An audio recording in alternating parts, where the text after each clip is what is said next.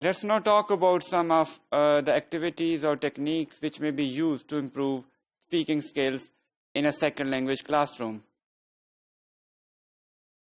There could possibly be a number of activities and techniques which may be employed in a second language classroom to improve students' speaking skills. However, they have to be defined and redefined according to students' level of competence and needs.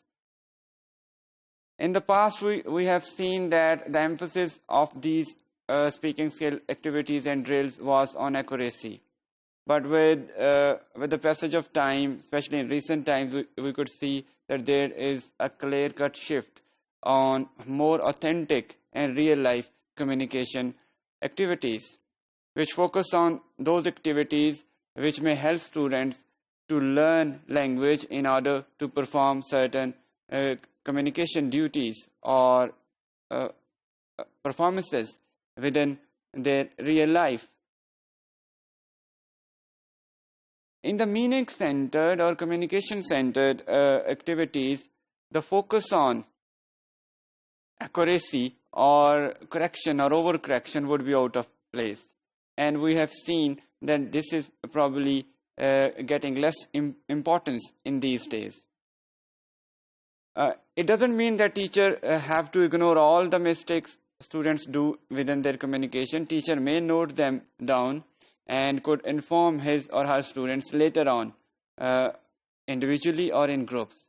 But usually, these errors or mistakes are avoided in order to keep the momentum of communication. Otherwise, if teacher interrupts frequently within a communication activity, there would be a breaking in the communication, which may not be healthy for teaching students speaking skills.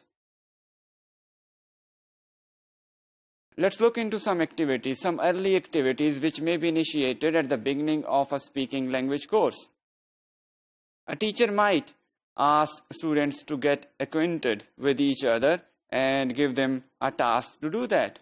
And in this regard, a 2-minute conversation, a very popular activity, could be very useful, in which a student asks to ask his pupils to be in interaction with each other for a brief period of time and then get to know each other. This could be healthy at the beginning of a class.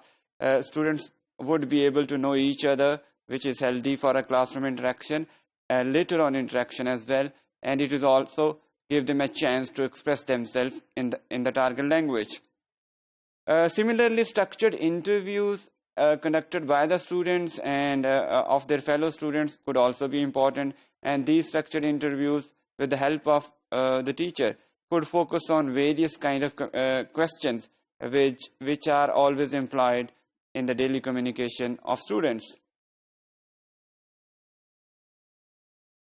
Acting from a script is a very popular activity which is used in many EFL contexts for teaching speaking skills. This implies that students may work on a certain script coming from a play or from their course books.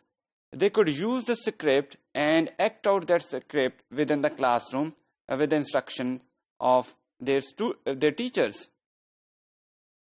Students can act out dialogues, and they could consider it a real-time or real-life acting. Instead of considering it a separate classroom activity, teacher could infuse such spirit in his students that they could consider it a real-time activity. And in this regard, teacher himself can act as a professional director of the play, and he could guide students according to various needs of the acting and speaking language. He could draw attention of his students regarding various prosodic features, including stress, intonation, and speed or delivery, roughly speaking, the delivery of dialogues. Acting has double advantage. It is both related to learning a language as well as learning how to produce and use language in various social interactions. Apart from pronunciation and general language use, these activities also enhance students' confidence to speak in public and in various situations.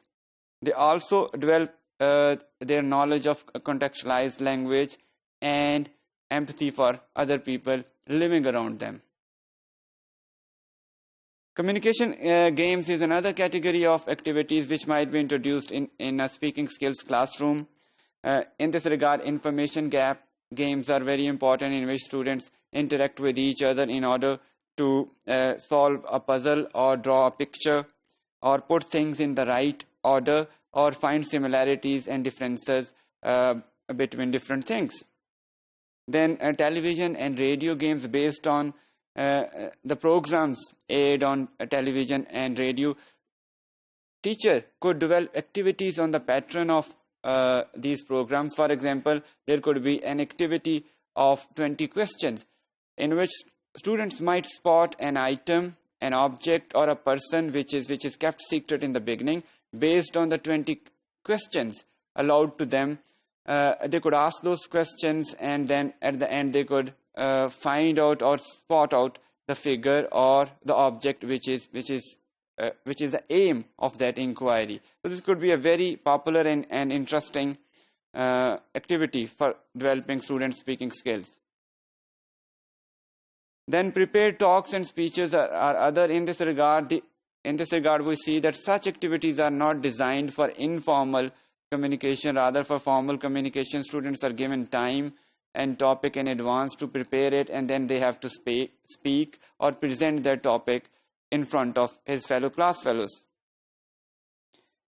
Students may speak from notes or even he could design an entire script. But it would be useful if a student speaks from notes, because he could anticipate and always accelerate his speech, provided he has confidence to do that.